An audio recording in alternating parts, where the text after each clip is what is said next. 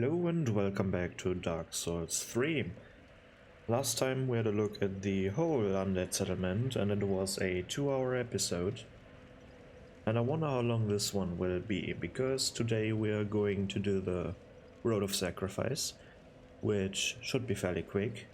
On top of that we do the upper part swamp, whatever it's called. Not the poison part, but the part with the water, right? And then, if we still have time, we beat the Crystal Sage and go to the first bonfire of the Cathedral of the Deep. And this is the plan for today. So, we start off here. We just came out of this very empty building with the what is it called? Outrider Knight, right? Inside these bestial enemies, and I'm using the sword. The sword is probably pretty good for this area. The enemies are all susceptible to the frostbite, I think it's called. Let's see, what's the explanation? Is it called frostbite? Just frost, okay. It causes frostbite, okay, to this effect. And well, it's a decent sword. It's not upgraded. On top of that I have the Pyromancy Flame in my hand, and I also have equipped 3 Pyromancies. Let's see if I remember correctly. This is the small fireball, then we have the combustion and this useless shit. But yeah, shouldn't cost any FP. Let's have a look if this is true. Where is it? Yeah. Or did it? No, it didn't. Okay. So we can start with that. Starting off, we have a small path here. You can see this is a much more nature-esque area. Some cliffs, they like their cliffs, which is fine, I guess. And we can already see a bunch of stuff in the background. We can see Lothric Castle from here. And we can see the Cathedral of the Deep from here, which is today's goal, basically. And it starts off very linear, with a few small side paths here and there, and maybe a secret. Then we will meet 2 NPCs. Later on, in a building part, another NPC, where also the Crystal Sage is. There's a lot of to discover here, so let's start. In this part of the woods we only have this type of enemy, which are fairly simple until they fully transform. When they get all their wings, they become very... they can be overwhelming. As you can see, I'm getting staggered left and right. So, in the best case scenario, you don't want them to transform. Might I add, the transformation is pretty... like, they seem to be able to transform when they're in danger, or when they feel cornered, maybe. When they feel like they have to fight. As you can see, there are no wings on these. Which is kinda interesting. It's a kinda very interesting design. But if you're quick enough, they've no way of transforming. And it's kind of strange how they can rapidly transform. Also kind of feels like involuntarily, because it looks like it causes them a great amount of pain.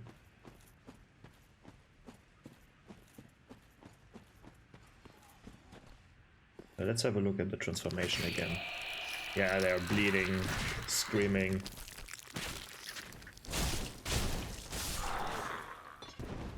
I wonder what these guys are. Right, so far no indication. That's the first time we see this enemy. We have the scythe and the dagger variant. Here we have 2 scythe variants, and then we have a caster type variant as well. That is over here. And they can cast Poison Cloud and some fire attacks. Which is interesting, because if we get the staff, Like, this is the special effect of the staff, which is fine. But we can't cast Pyromancies with this one, and the Poison Mist is also usually Pyromancy. He just screamed, and this causes everyone around him to transform. So you might want to get rid of them as quickly as possible.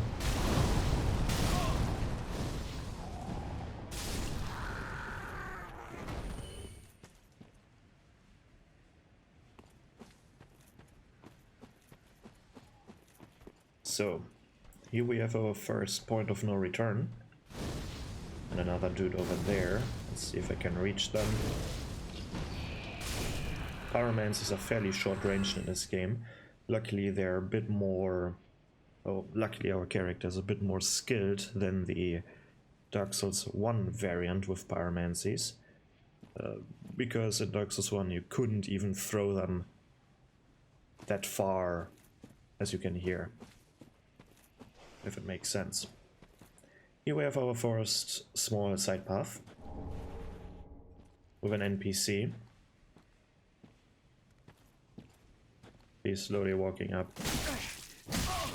with the butcher knife, so you probably recognize this enemy. It's probably supposed to be the successor of what's her name? The one that invades you in Dark Souls 1 in the swamp. But the moves she got there with her butcher knife.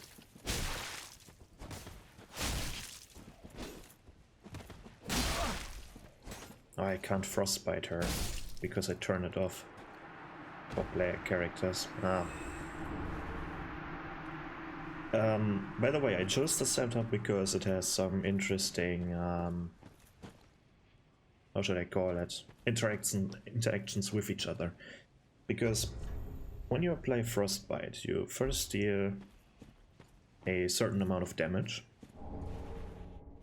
and then it lasts as a debuff for the enemy, like lower stamina regeneration, lowered, I think, physical resistances. But the main part is the damage you cause with the one. And if after you frostbite the enemy, they take fire damage, then you remove the frostbite instantly. You will remove the frostbite and then you can build it up again, which is kind of the theme that I'm going with here. Maybe. That's the idea behind it. Here we have a path that leads back, so it's not really a point of no return, just for this small part, and I didn't even address these wagons. I mean, it's called the Road of Sacrifice, and I think, what's his name? The crestfallen dude in this game told us that, well, here sacrifices were shipped to the Cathedral of the Deep.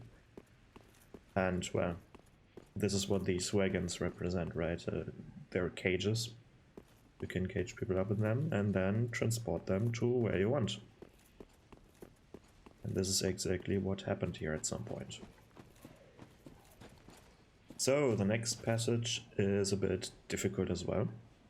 We have another scythe dude guarding the bridge, another mage dude over there, and then a bunch of stuff around that, so it's fairly hard to approach them.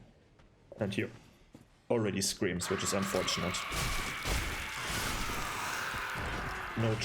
Nothing left than just brute force your way through here.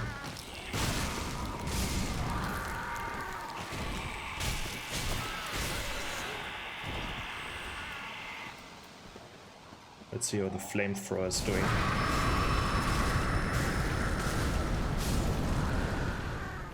Yeah, the flamethrower is not really good. It's not the best pyromancy. It's definitely one of the worst, at least for PvE, I feel like. Just because it's not staggering the enemy.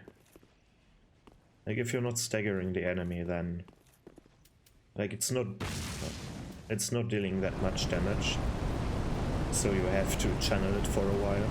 to ramp up. And if the enemy is not staggering, then you can't maintain the flamethrower indefinitely without them attacking you. Here we have another small side path, as we can see with these items on the side here.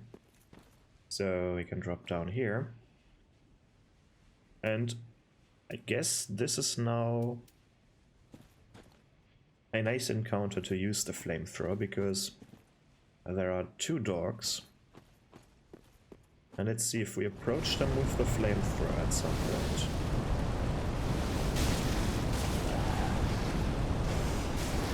Like, we can get them into their rolling on the ground animation. And I guess this is where something like the flamethrower works well, is with enemies that get put into an animation when they get hit with a certain damage type. Luckily, last time we had a talk to, or we talked to Irina, right? And, well, she said she was blind, she only can read Braille divine tomes, or Braille tomes. And luckily, there is one over here, plus the Morn's Ring, which boosts miracles. A malformed ring given to Knights of Carim boosts miracles. Morn served the goddess Keitha and later became an apostle of the Archbishop. They labored together to provide comfort to the suffering. How nice. What is it supposed to be? It kind of looks like a gargoyle. A little bit. You can see a beak there, maybe. Is it a beak? I think. It kind of looks like a gargoyle, like stuff you would put, like these gargoyles that you would put on the sides of churches, right? And then the Braille Divine Tome. I'm just start reading these item descriptions now, I guess. Learn high miracles of Carim, a sacred Braille tome from Carim filled with advanced miracles. Give to a storyteller to learn advanced Carim miracles. In the way of white, there's a tradition of placing great faith in the words of the blind, and Braille tomes are not unusual. How fortunate. Sadly, not that much story from the tome, other than Braille tomes are common. But the ring gives a bit more information about some characters that we don't know. Like characters from the past. Morn and goddess what? What's her name? Keitha, right. Later on we find a Keitha charm. But here we now find our first bonfire, or second bonfire technically, or first checkpoint, to the much more open area, because so far the area was very, was a linear experience. Small side paths to the left or to the right, and now it opens up a bit more in the woods here. But let's talk to these two NPCs. Oh, hello. How do you do? I am Anri of Astora, unkindled like you. This is Horace, a friend and travelling companion. Are you too in search of the Lords of Cinder? We are well along the road of sacrifices. Below us is the Crucifixion Woods. Beyond the flooded woods lies Farron Keep, home of the Undead Legion. Further yet is the Cathedral of the Deep. We seek the cathedral, home of the grim Aldrich. We may go our separate ways now, but we are both seekers of lords. The next time we cross paths, one may find the other in a time of need. May the flames guide your way. That was a bit misleading, because technically you don't have to go, like, she makes it sound like you need to go through Farron Keep in order to get to the Cathedral of the Deep, which is not the case. They're like, you either go to the Cathedral of the Deep or to the Farron Keep. There's no crossover. But yeah, she basically described the way. There's the Cathedral of the Deep. She wants to meet Aldrich, or she wants to vanquish Aldrich. She's seeking him out first, presumably because she has business with him, which will become clearer the further we go with her quest line. The interesting part about her quest or her character is that she's not always female. If your character is male, then she is female. If your character is female, Henri is a male character. With a different voice actor, of course. Oh, yes, Horace. He's not very talkative. But don't think ill of him. He's an upstanding, kind-hearted knight, a fine partner for this grueling journey. Without his help, I would have cursed this onerous duty long ago. We are well along the road of sacrifices, beyond the flooded woods. We may go our separate ways the next time we cross paths. May the flame... Let's talk to Horace. Yeah, he can't talk. If I remember correctly, they cut out his tongue. So, if I remember, we will read as once we obtain this armor, I guess. But yeah, this was the Road of Sacrifice. Thanks for watching it by now. I've already told you the plan. I'm going for a long episode again. So, next area is going to be the Crucifixion Woods, which is this area. We can't really see that much because of all the trees, but it's a much more open area, and we don't have these weird transformation dudes anymore. This time we have dudes with tree pikes. Wrong spell. And we can see they also don't like fire, so the flamethrower might be useful here as well.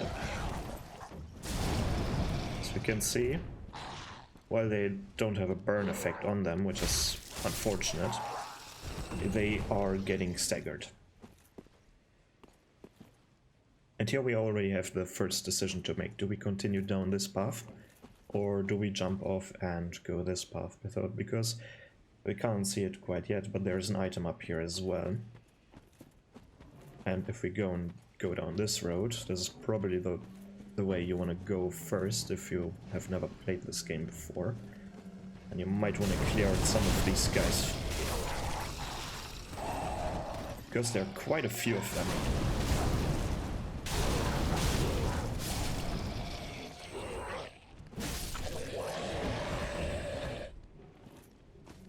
There's another one there, like, you can find these guys here like sand on the beach. It's the only real issue, and the problem that I find here is that it's always the same kind of enemy. There is no variant of this one, no different weapon, nothing. It's just this guy with the pike, which can become very tiresome. Luckily we have some variety in enemy design, because here we have dogs, and the swamp, or in the watery part here, which technically is a swamp. Not a typical From Software swamp, because this one is not poisoning you, luckily. But well, From Software likes their swamps. Let's go and jump down there. Because, well, I want that item, right? Let's see what we get here. Jump down, there's the item. Soul of an Unknown Traveler, was it? Here we have another enemy type. Which is kind of strange, like this encounter in particular, because they were in the same spot, so maybe they messed up their spawn location, because they literally just walked out of each other. I don't think there's anything to read into that other than someone just placed the same enemy 3 times on the same spot. Not a similar spot like there, but the same spot. Here we have another fairly dangerous enemy, which is one of these crucified maniacs. And he notices us, as you can see.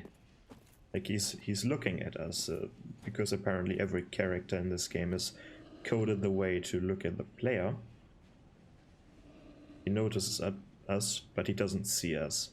We're currently not in his detection radius, or detection cone, whatever they have. Once we walk, of course, in front of them, they can see us again. And they're fairly dangerous. And they kind of feel like they're a Bloodborne character, right? They kind of look like they're coming straight out of Bloodborne.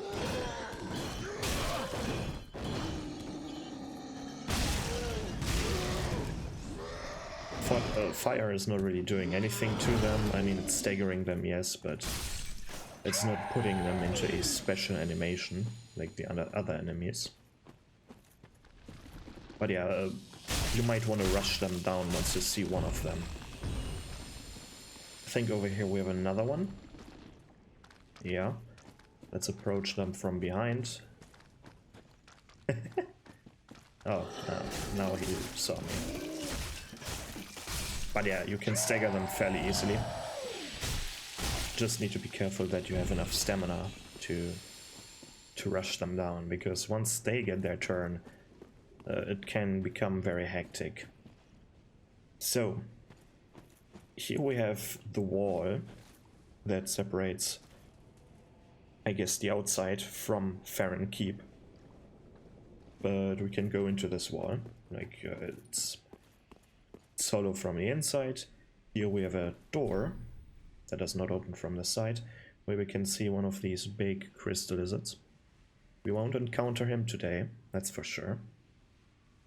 And then we have this part with a Black Knight in here, and this one is very dangerous, I feel like. Especially because the ones with the greatsword are, in my opinion, fairly hard to parry. And they're extremely quick, even though they have a greatsword. So, fairly dangerous enemy ahead. Technically what you can do, and by the way, isn't that a nice view into Farron Keep with all these leaves? You can't really see much, but this is Farron Keep's territory. I guess this is their containment area for the Abyss. Because we've learned from the Questfallen dude. Okay, he heard me. He moved towards the... or turned around towards the sound, I guess. But we've learned from the Questfallen dude... Let's see, can he move again?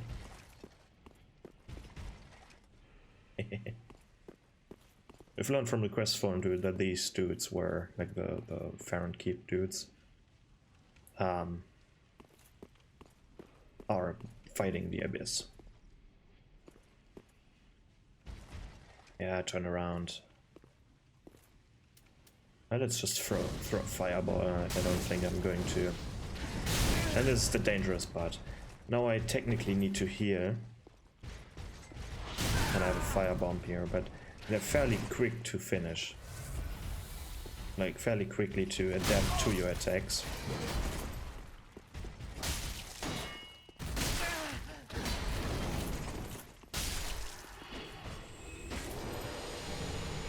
Oh, we got the shield, nice.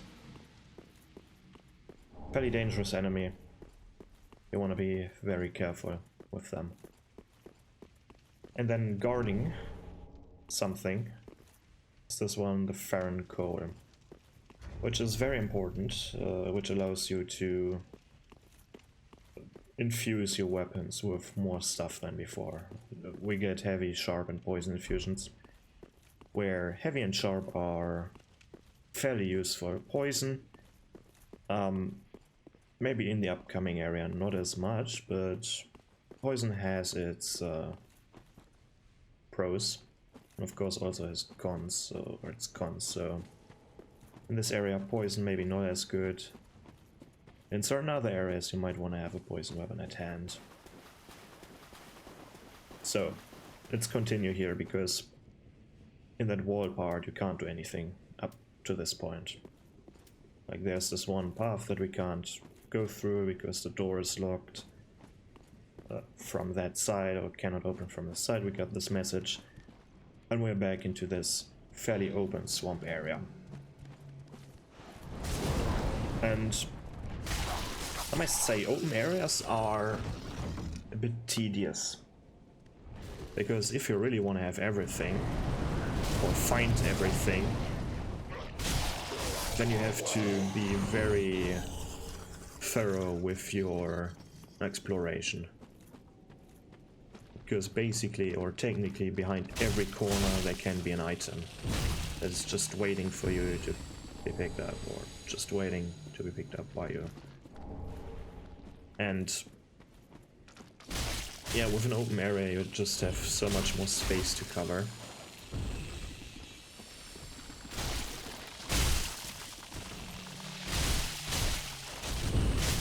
And these encounters, man, it is kind of fun to move through these fairly weak enemies. So a mass of these bugs or bug-like fungi, whatever these are. Because to be honest, like they look like bugs with fungi on top of them, right? This big poison spore emitting sac on their back looks like a fungus.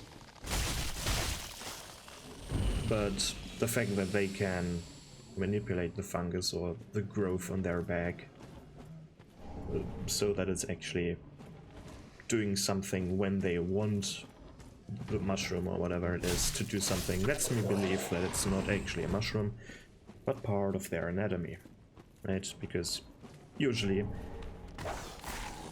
if shit is growing on you as a parasite or whatever, you usually can't control it, right? Otherwise you're getting rid of it ASAP.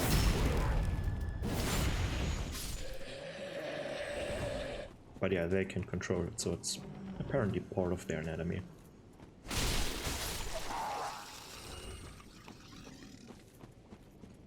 So over here we have the midway point bonfire, the last bonfire for this whole area. And we have a lot to do now. There's still a lot to do. We have the whole water area, where we have 2 of these giant crabs. Then we have this building left that is in front of us here, which leads to the Crystal Sage. Oh well, that's it. But it's still much to cover. And interestingly enough, we have a purple summon sign here. And this one is dangerous.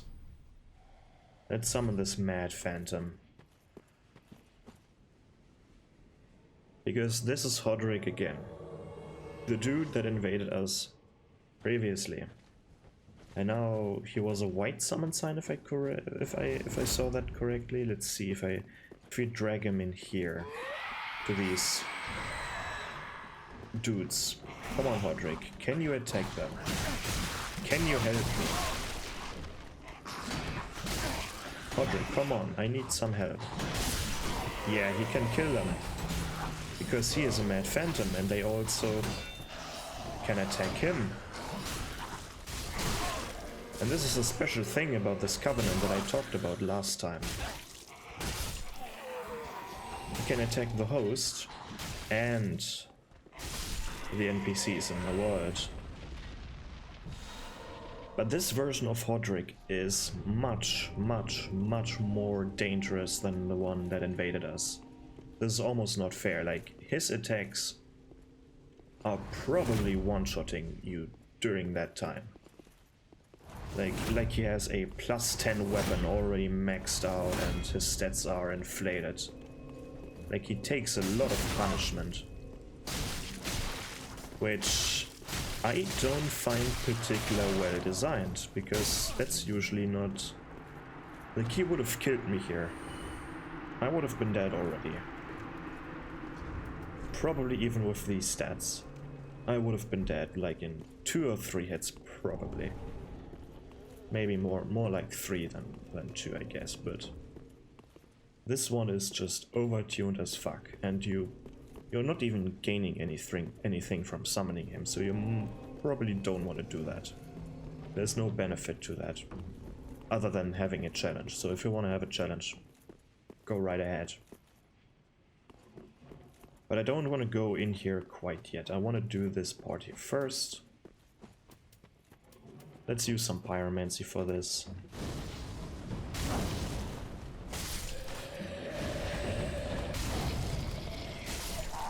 Stagger them with the fire and then drop down here. It's not really necessary to drop down here, but then you're getting the jump on these two guys. Let's see, I'm using... Yeah, he's not aggroing right now. Oh, not dead yet. Oh no, he was dead. Okay, 3 are enough.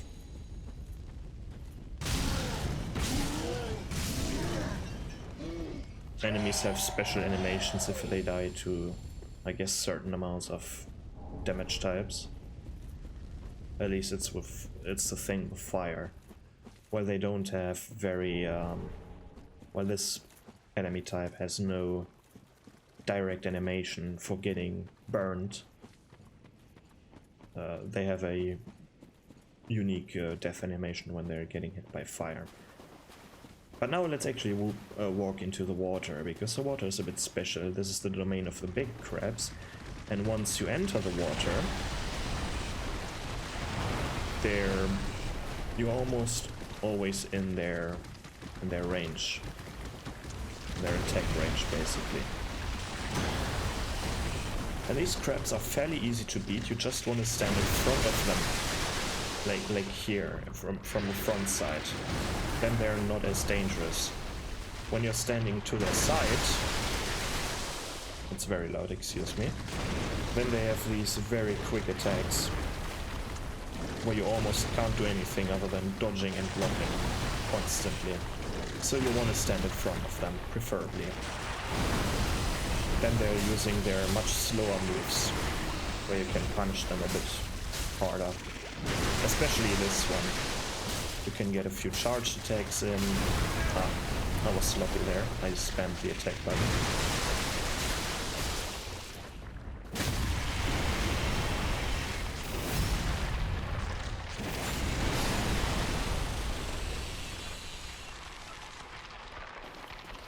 But keep in mind, every crab, every enemy in here respawns when you're dying or when you're resetting at the bonfire, so it's not just a one-time deal with these crabs. They will reappear, so be careful.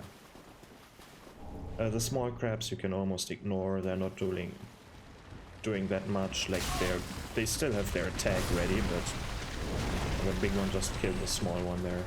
Unfortunate.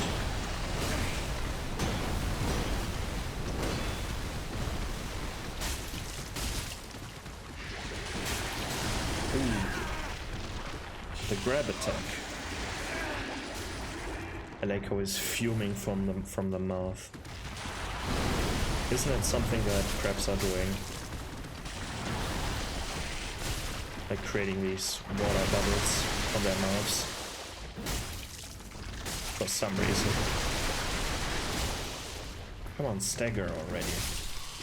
I couldn't even stagger this one. Oh, this one, right. This one dropped a very useful ring, which is the Great Swamp Ring, because... Is this the Great Swamp, or was this part of the Great Swamp? Apparently so. Let's read the item description. Ring said to be chiseled from the bone of a flame salamander by blighted pyromancers living in the Great Swamp. So a flame salamander is probably the thing that we saw in Dark Souls 2. Boosts pyromancies. It is believed that salamanders are the descendants of demons born from the Chaos Flame, from which pyromancy is also said to have originated. Yeah. Yes, probably true. Okay, the flame salamanders are the descendants of demons. I mean, if you had a look at them in Dark Souls 2, then yes, they're literally they're literally Satan's spawn. They're not really fun to fight. And we have this a bit more deeper area here where you're walking slowly for some reason, and by the way, you're floating, but you're not even touching the ground here, which is kind of funny. Here we get the Great Swamp Pyromancy Tome, which is good, and the Conjuration set, basically the Dark Souls 1 Pyromancer starting set, well, I didn't read the Farron code. Sorry, Farron code. Coal used for weapon infusion. Long ago used to forge the great swords of the undead Legion of Farron. Give to the blacksmith in a shrine to allow the use of gems for heavy, sharpened poison infusion. Okay, nothing really interesting there. Now to the Great Swamp Pyromancy Tome. Pyromancy Tome from the Great Swamp containing advanced pyromancies. Give to the Old Master Pyromancer to learn advanced pyromancies of the Great Swamp. Spells of the Great Swamp are passed down from master to pupil. Without a master, there is no pupil. But without a pupil, there is also no master. Again, not that much lore there. It's really like hit or miss if an item has interesting lore connections or not, I feel like. That's very random, it feels. So, here we have a very cool set with the Mimi, like, if you've read the item description of these trousers, like, trousers of an Order of Fallen Knights, held beneath leather boots and drab cloth using a knot of rope and blah blah blah. Here. They're dampened and... I can't pronounce that word. Stained with the misery of flight. That's the thing. These things are stained and dampened with the misery of flight. By the way, what is the misery of flight? Well, someone pooped their pants. I don't want to wear these. Well, let's wear the new set with different boots. Because it looks, other than that, it looks pretty sick. And I think these boots fit the set, so... I look pretty. Yeah. Everything's fine. Let's fight these NPCs here. Guarding the entrance to Farron Keep, I guess. This is supposed to be in the entrance, looks like it. Come on. Both? Sure. So much for a fair fight. Can't even stagger them because they have heavy armor.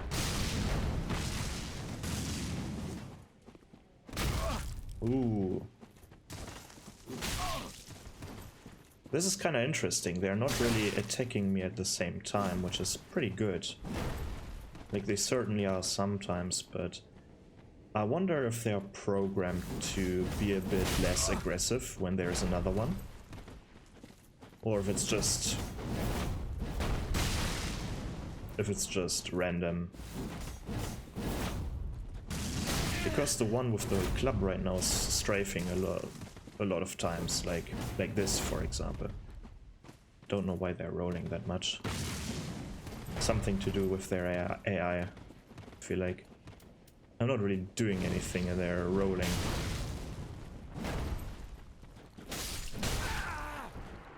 But yeah, I don't want to fight both of them at the same time. They're fairly dangerous.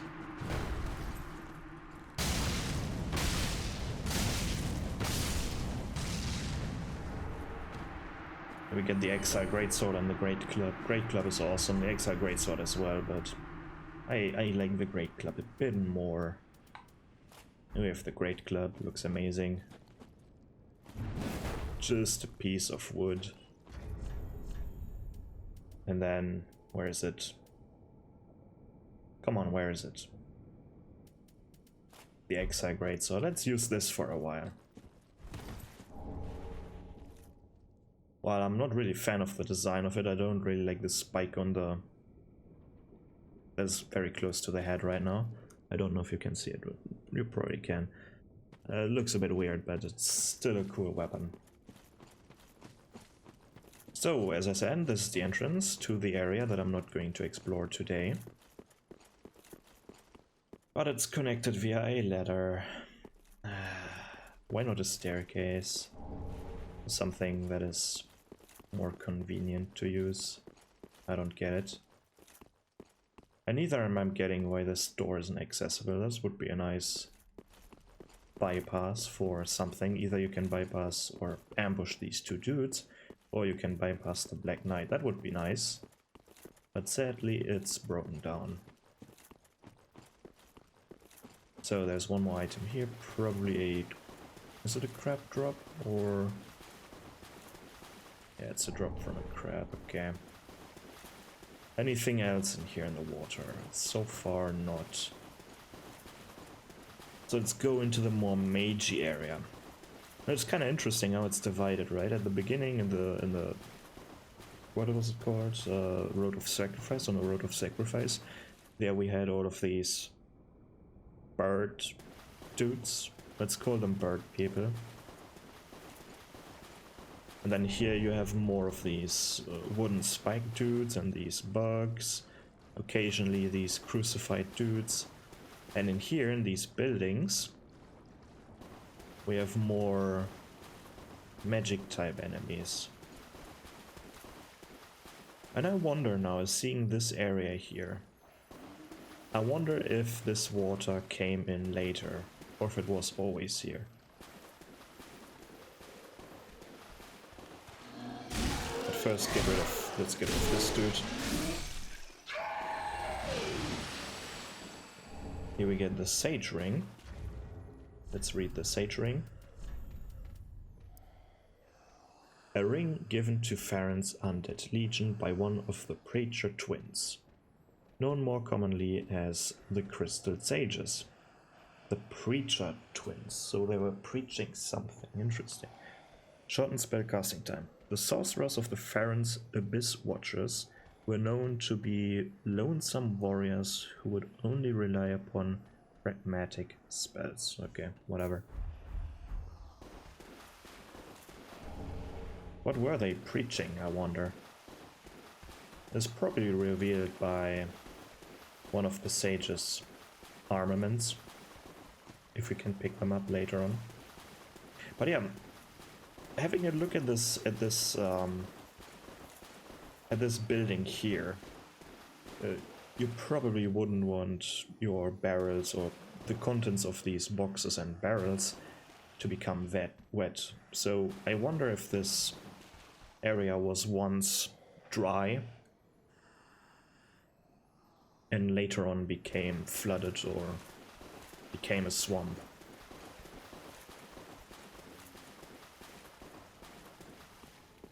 But yeah, you don't want to have a staircase to your pond, really. Maybe you do, but not necessarily like this way here. So let's get into these ruins and see what happened here. Because these also look very barren, but that is to be expected. So if you have ruins that are as broken down as this one, like it's very dilapidated, right? So you don't really expect any furniture to be left. Only the most sturdy furniture there is. Luckily, even a few barrels like this one survived. This here is kind of strange that we have an item here, but this is probably not supposed to be a balcony. This is just something. Well, it's not a balcony, it's something. And this dude probably just fell down from somewhere and died here. How unfortunate. So, a few more items here and there. I think I've also could have gotten this golden falcon shield from down here. I think you can do some glitchy jumps here if I remember correctly.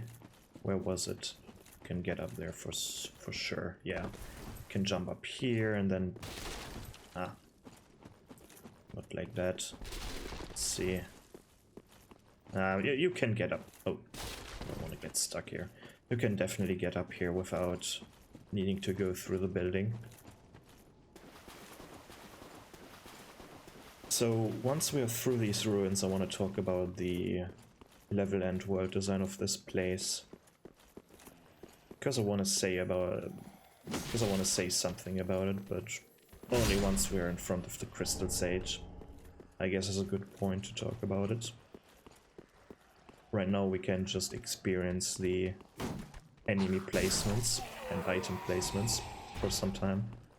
Maybe also the level layout, like the swamp is very one-dimensional.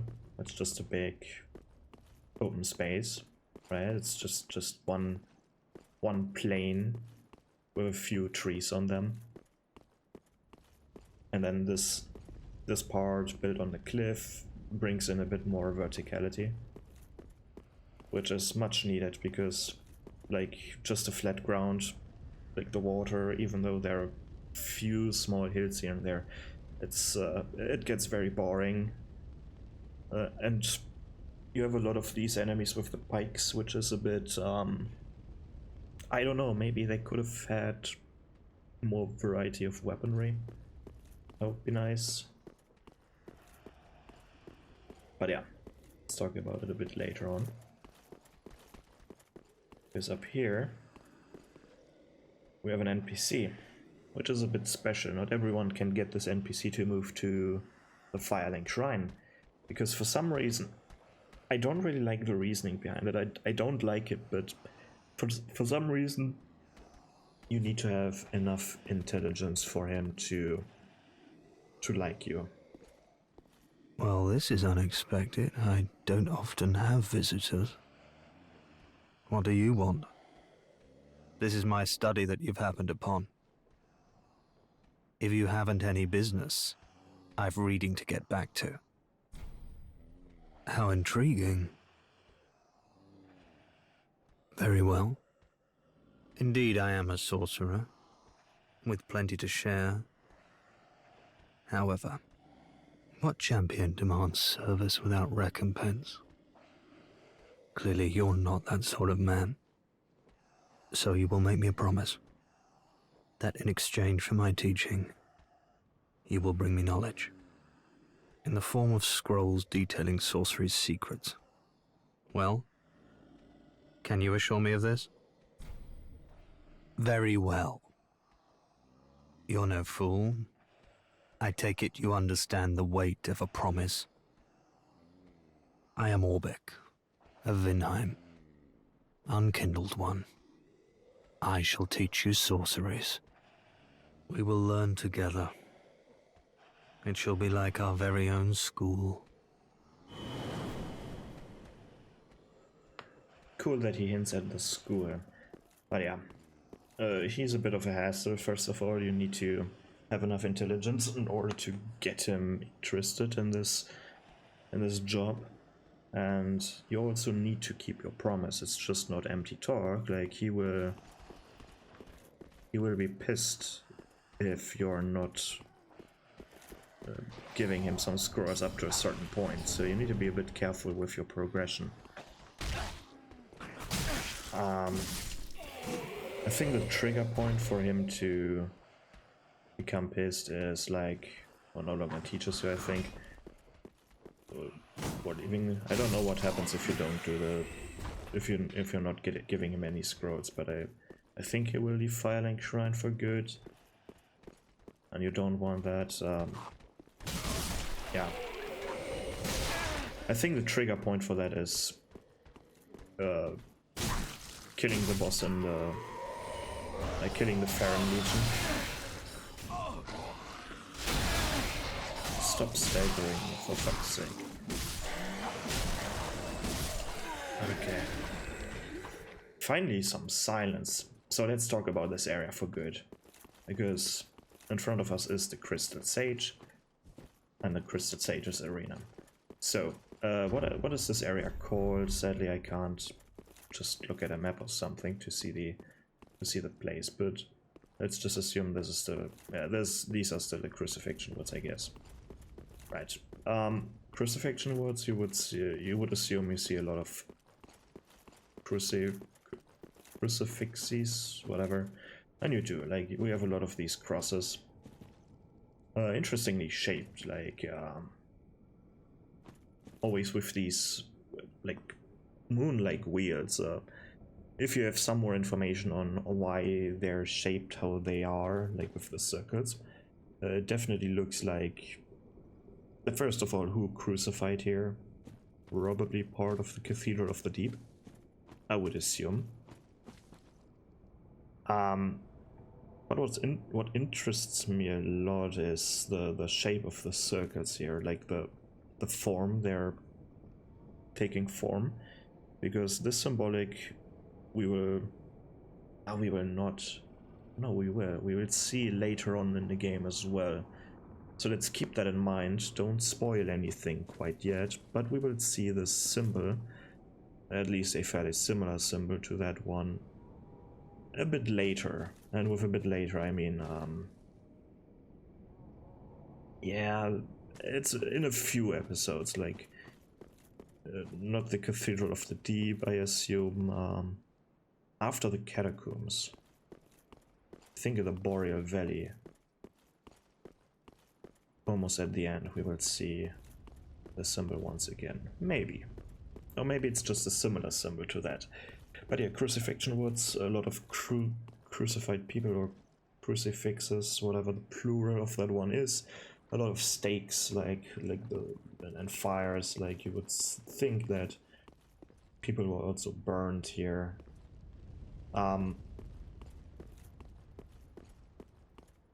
Yeah, about that. It's kind of interesting how they have to travel with all these things. Like, I'm thinking back about, looking back at these wagons that we've seen in the Road of Sacrifice, because the road leads to the Cathedral of the Deep, right? But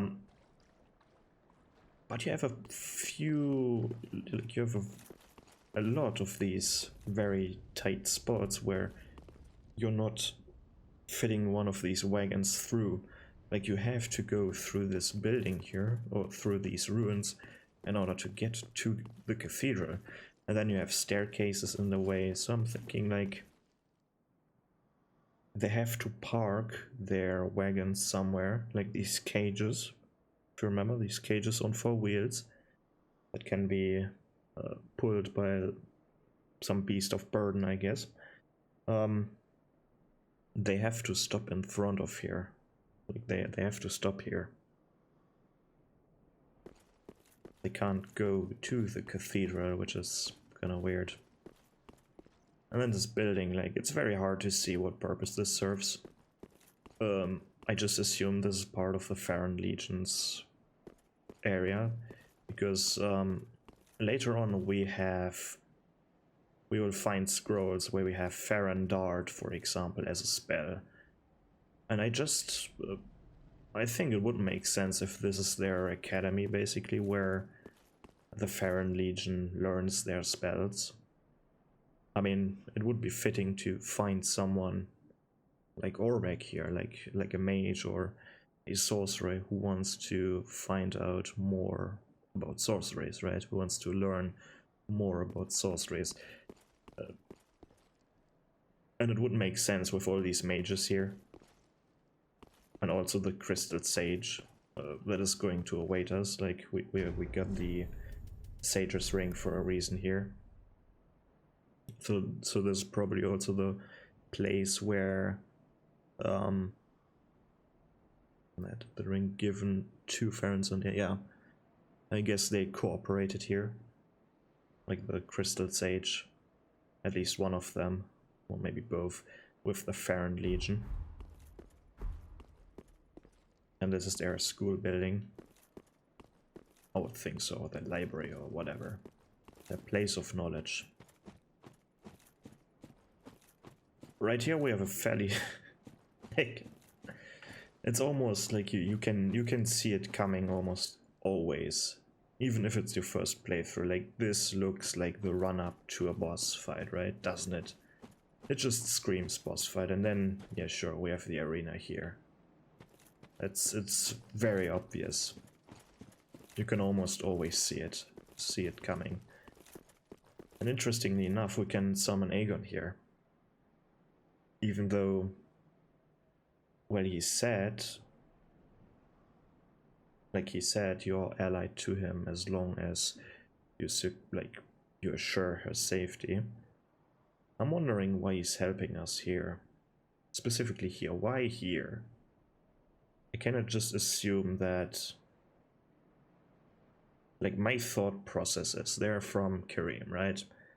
So, like this clerical, or this place where church is very present. Their church of Carim is very present, right? It's not like a minor institution where Vinheim is more sorcery, Carim is more miracle. And I just can assume then they're like somewhat opposing the Cathedral of the Deep. Because this is the path to the cathedral, right? So, and if they're opponents to whatever they teach in the Cathedral of the Deep, then it kind of makes sense that he helps us here to fight them. Or maybe they just wanted to have an NPC here that can help with this enemy encounter here. That could also be the case. I mean, technically they could have put Anri of Astora here and Horus, right? They're on the way to the Cathedral of the Deep. Would make sense. We just met them. But I think having him here, like Aegon here, makes a bit more sense. And I guess he's also fairly tanky, so... Which lets me think, like even without seeing the boss fight, if you're getting a tanky character, then you most likely have a boss that that deals like where the boss fight is very drawn out. Maybe they have some damage over time effects, or maybe it's just a very drawn out fight. That's what I'm thinking when I have a phantom that is very tanky. But let's see what awaits us. The Crystal Sage, okay. He's casting magic. And more magic and more magic. But the interesting part about his magic is that it's purple. He's using purple crystal magic. And crystal magic instantly means that they're fairly skilled, because this is a more advanced form of magic. These are usually the strongest magic spells in the game, especially in Dark Souls 1, where like Crystal Soul Spear is like the spell, and this one only uses crystal magic. And the purple part in there might be his own, what's it called? His own twist on the magic itself. But the reason why it's purple becomes more prevalent later on in the fight, at the midway point. Also, have a listen to the music here. Because right now it's fairly tame. It's fairly tame, the music.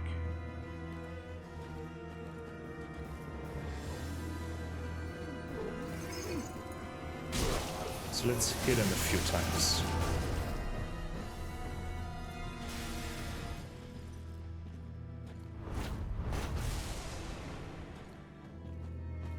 Come on, when is the time? How little damage do I deal? And yeah, it's a fairly drawn out fight right now. As you can see, he always vanishes. And now the music really starts. And we can see all these phantoms here, like his duplicates. This one using purple magic, can you cast?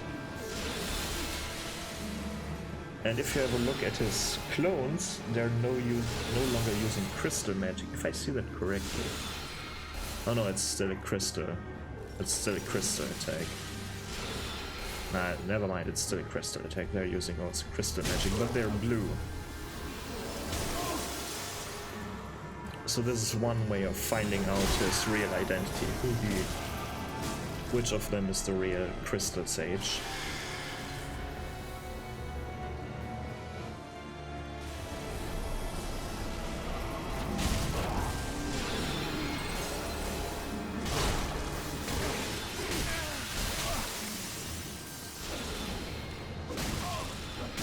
I can't do anything right now, holy shit.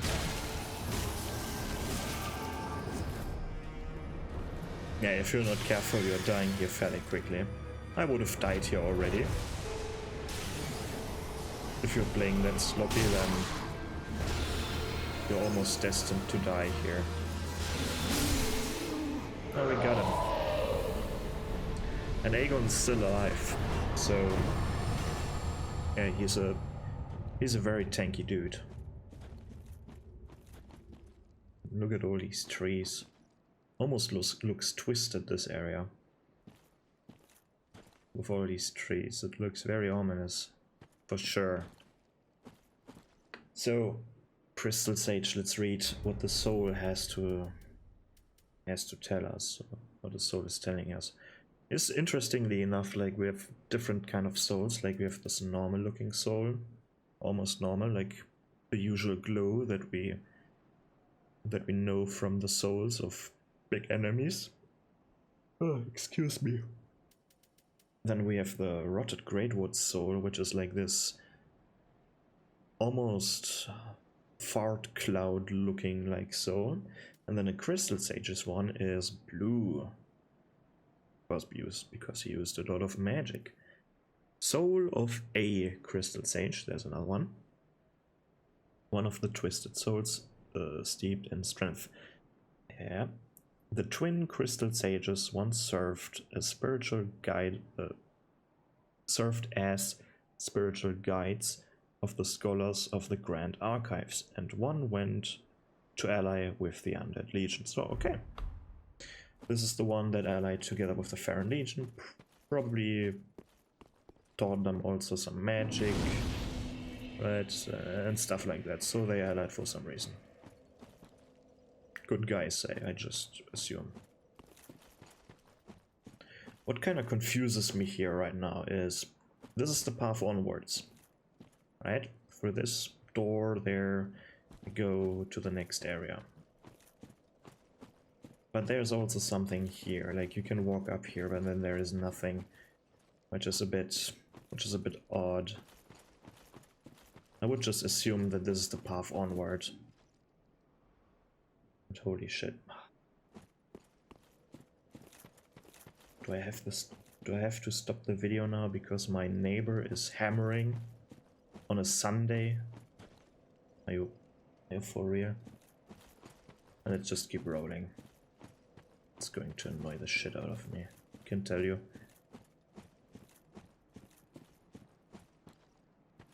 So, this part now. Technically also part of the Road of Sacrifices or the Crucifixion Woods, whatever. It's just a small... Oh, Crystal Lizard. For real. Okay. It's just a small transitional area. Which I appreciate a lot, like... Technically, Road of Sacrifices and this part where we are in right now are transitional areas.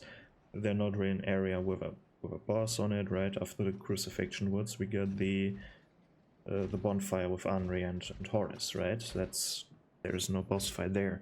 And then it went into the next area, which is the Crucifixion Woods.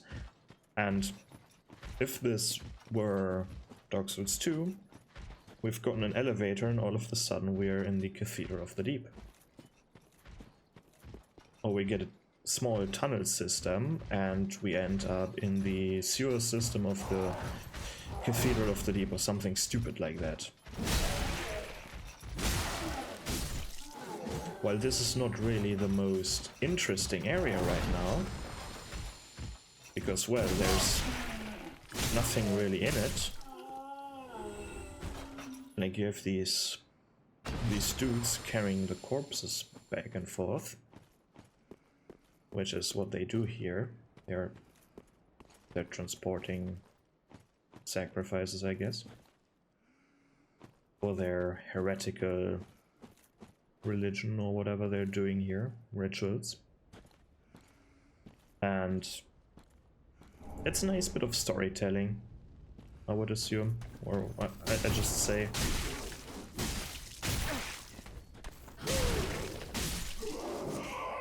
And yeah, we have an evangelist here, so it's fairly obvious, like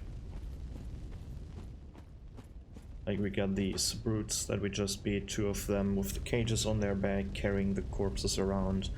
The evangelists are basically their bosses, like they're the inquisitors almost, carrying these sacrifices to the Cathedral of the Deep, so that Aldrich can eat them, I guess. But yeah, not much to talk about this area. I guess it makes sense that they start carrying these corpses, because we have a staircase here. The paths are very, very slim. You're not fitting a big wagon through here, right? Like these caged wagons, you're not fitting them through this area. Like at the point where you had the magic building that we just went through just before the Crystal Sage. At that point you had to stop with the wagons. What's kind of interesting in this area here, in this transitional area, is that we have 2 character NPCs here, 2 player character NPCs here. One of them is this dude, and then on the staircase we have a bandit type enemy. We also get the Paladin's Ashes here, which we can give the Shrine Maiden. Umbral Ash of a worn-out paladin who sought the Cathedral of the Deep. With this, the Shrine Handmaiden will prepare new items. This paladin paid quite a price for his headstrong justice. We can see in his hand, like in the picture of the Paladin's Ashes, he's holding a Lloyd's Talisman. So I just assume that with this item you can buy Lloyd's Talisman. Or the plural of that, multiple, not just one.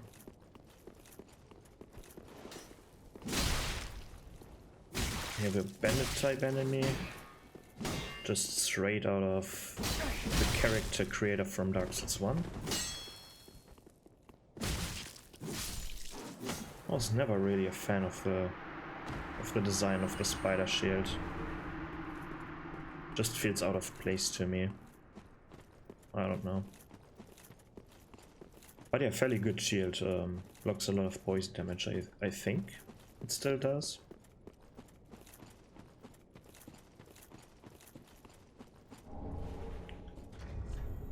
Here we get the crest shield. A knight's shield engraved with a crest, one of the enchanted blue shields. The crest shield greatly reduces dark damage. Ooh, repel. Oh, this is parry skill. Greatly reduces dark damage, so Cathedral of the Deep, possibly dark damage. Because why else would you get this one here? So small hint, maybe. But not really, sadly enough. Like you would think that the cathedral has a lot of dark damage in it because you're getting the shield right now, but like there are just a few enemies. Like you're not taking dark damage. I think the most prevalent damage is physical still, and then some fire damage. In this area, this part is so irritating. Luckily we have this trench here where we can bypass this crossbow fire.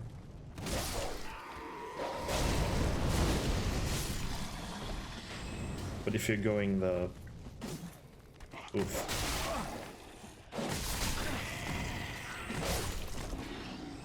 Got the dog, good. It's a very tedious area. I don't like this encounter at all.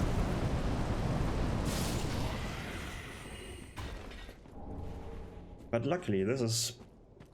I mean, if you want to have something like this, where it's... where you have like 3 crossbowmen, bunch of dogs, then I'm very glad that they... If they wanted to have this, I'm glad that they have this trench part here, where you can take cover. Imagine this wasn't here. Like, sure, there are a few gaps here and there, but if you're running through, you can avoid most of the crossbow fire. So, it's kind of... Oh, there's another dog left. I mean, it doesn't help that the dogs are hell spawns and very annoyingly designed. Like, with this very rapid, quick movement and these almost instantaneous bites.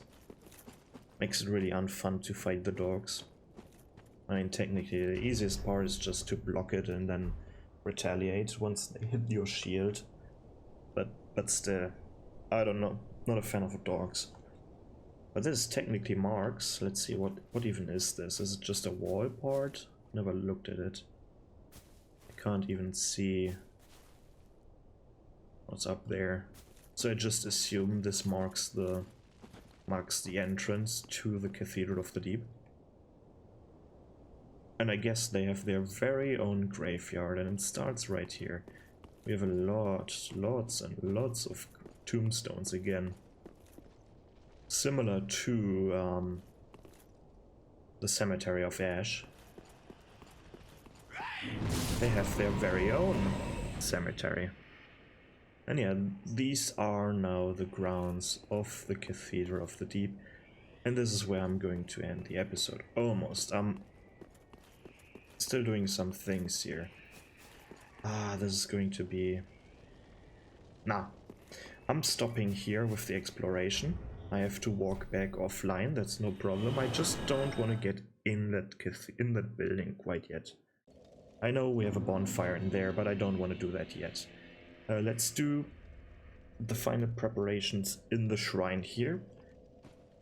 We see this NPC for the first time, let's talk to her. You're an unkindled, aren't you? I am Cirrus, of the Sunless Realms, former servant of the divinity. Duties we each bear, but one's duty is a solitary affair. I doubt we've much to gain from fraternization. Blessing of the moon upon your journey. I doubt we've much to gain from fraternization. So she's not doing very much right now at the moment. She just, like, we can acknowledge that she exists, and she's from the Sunless Realms.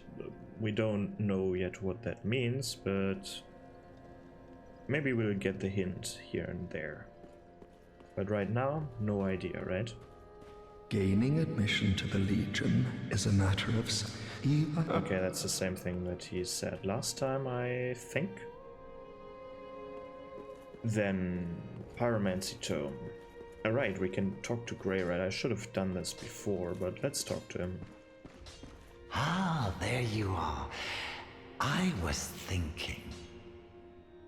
You know I'm a petty thief. Well, perhaps I'll go on the prowl. Everyone's dead or hollowed away anyway, right? So I might as well fetch some weapons or treasure for you. True. Well, what do you say? Well, let's do it. Thank you. You will not be disappointed. Greyrat the Thief was once a well-known name. Until I ended up rotting in a cell.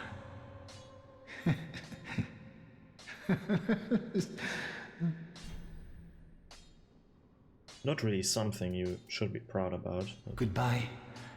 I will leave for some time. So long for now. Do stay safe, you hear? Or my efforts will have been for naught.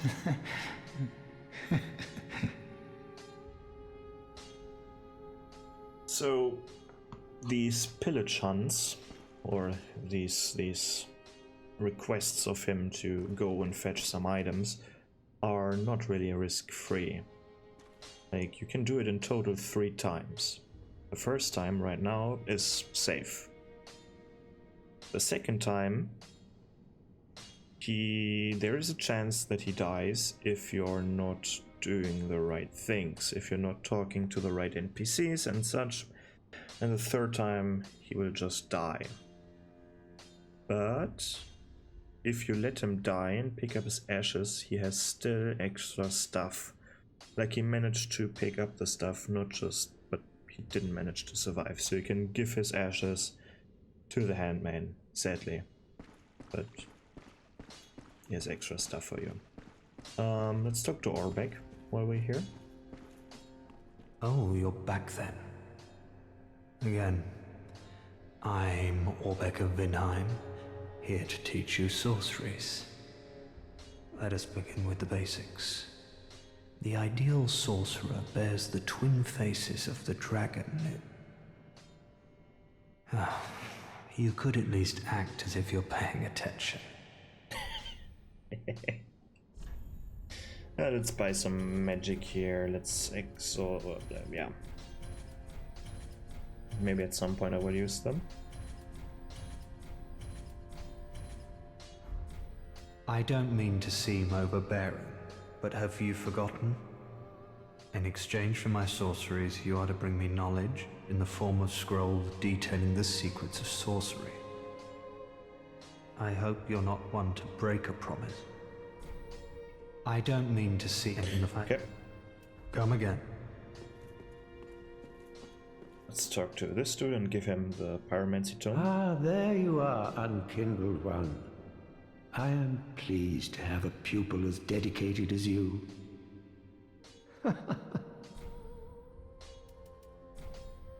Yes, here we are. It's been long indeed. With this, I can teach you more sophisticated pyromancies. Splendid. I can boast I am your tutor a little longer.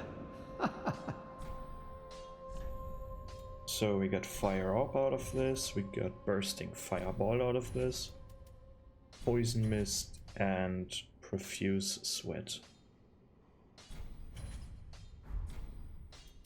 If you seek power of the latter, at least the play. Well, Okay, nothing new there. do not. And let's talk to Irina and give her the tome. Oh, Champion of Ash, welcome back. Do you wish to hear a tale? You only have to ask. Oh, you've brought me a Braille Divine Tome. Now I can tell new tales of miracles. Tales of the greater miracles can be quite the epics. What fun we will have.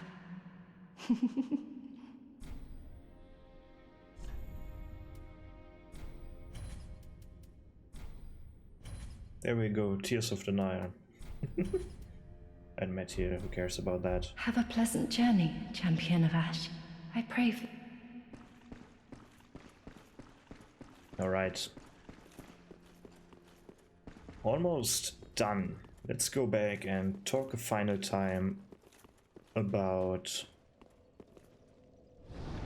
well, these areas that we just went through. I guess I got this one, that's good. So let's go to, what is this? Well, it's nice, it's still the Road of Sacrifice, so I can put this under this one name. That's nice.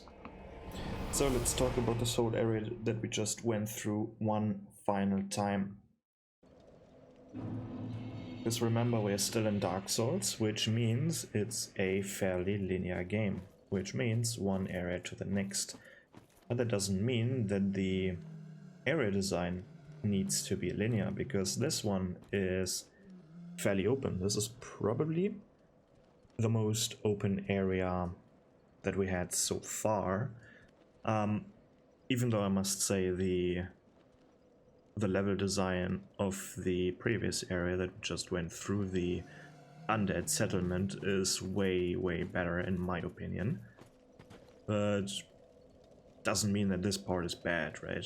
So we start off fairly linear with the with the path up to this bonfire right here. Just a few side paths here and there. Majority of enemies are just these winged dudes. There was one, like, no, there were 2 dogs and 1 NPC type character, like the butcher character. But the rest were these winged creatures with 3 variants. 1 dagger variant, 1 scythe variant, and then a spellcaster variant that used pyromancies with a staff. And then over here, we get a bit more variety up to this point.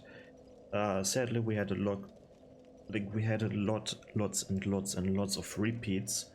Like these dudes with the pikes, they're just everywhere, which is, I don't know. I'm not a fan of hordes of the same enemy. At least give them some different kind of pikes, right? Maybe shorter and like more spear type pikes, or maybe they just have a short stick that acts like a sword or something. I don't know, but just some variety in this enemy design, please. Then in the water we had like 2 different kinds of crabs, like the small crabs and the big crabs, which is fine, I guess. Luckily we had a few more dangerous enemies in the form of the crucified dudes, like these wild crucified dudes who are straight out of Bloodborne. We had a Black Knight, which is nice, like a mini boss, I would call it, like the... Oh, this would be a mini boss, like... A mini boss would be something like the... Nah, it doesn't matter. It's a mini boss. A very, very small mini boss.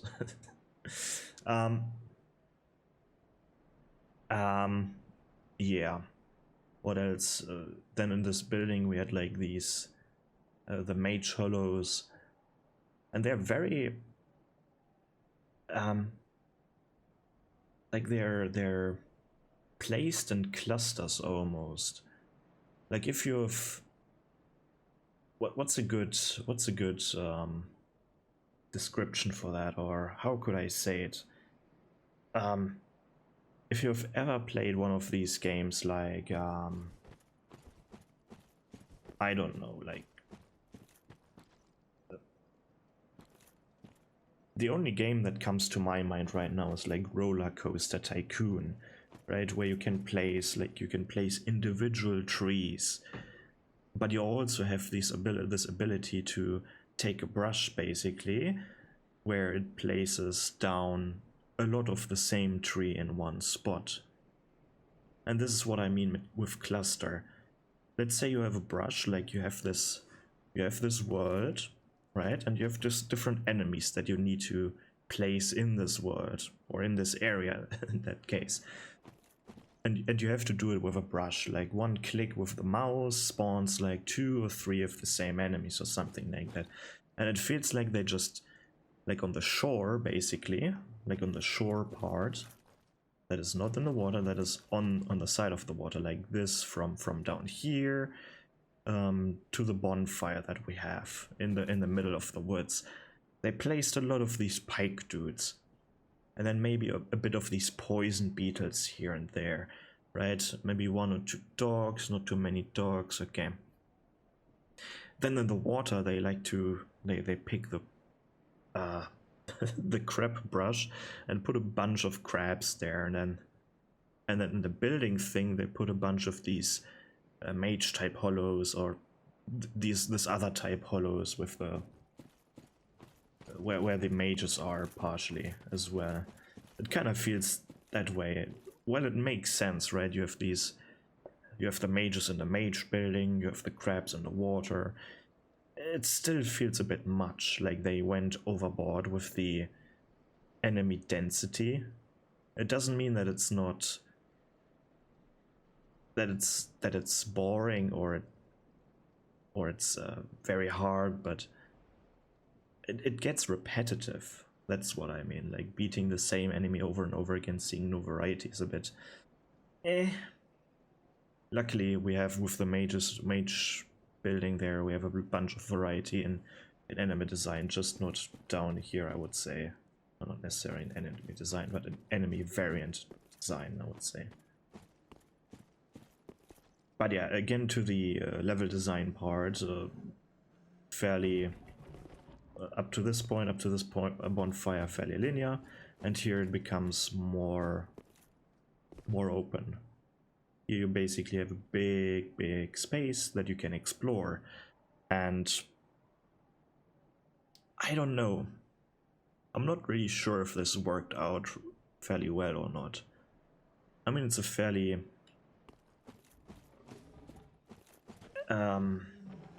forgettable area, I would say. There's nothing really piquing my interest in this area, I would say. Like, the colors are all brown and greens, like it's a swamp, right? That's what you would expect, but I guess the interesting part is that the leaves are slightly red. That gives a bit more contrast in here with the green and the red from the ground. But the colors are very muted. There's nothing really that pokes out, right? That as an eye catcher of this area. There's no real eye catcher. There's no interesting mechanic to this area, at least not in offline mode. Technically, this is part of the Farron Legion, and this is a PvP area, or part of a PvP area, but not in offline mode. There's nothing really that stays in my mind, and if I had to draw a resemblance from this area to an area 2 Dark Souls 2 area, this would be something like the Shaded Woods, where it's nothing remarkable, almost forgettable, this area. Even though this is leagues above the Shaded Woods, don't get me wrong, this is not a terrible designed area, it's just not memorable, I would say. I mean, it's surrounded by much more memorable areas, like the going back in time, we have the, or going back in progression path, we have the much more memorable Undead Settlement, which is an amazing area in my opinion. Then we have the Cathedral of the Deep, which is something, which has its theme, definitely. And then we also have the Farron, like the poison swamp down there, which, I mean, every single poison swamp is iconic, really, or infamous, famous or infamous, whatever. And then in between you have this area, which is like the Grey Duck, the whatever, I don't know. It's very unfortunate for this area. But yeah, fairly open right here, becomes more linear towards the Cathedral of the Deep, and then the upcoming area, like probably in 2 episodes, where we're doing the Poison Swamp. That's probably the most open area in this entire game. But yeah, that's it for this episode. I have nothing more to say, at least I can't think of anything that I have to say right now, so hope you liked it, and I see you in the Cathedral of the Deep, I hope. Goodbye.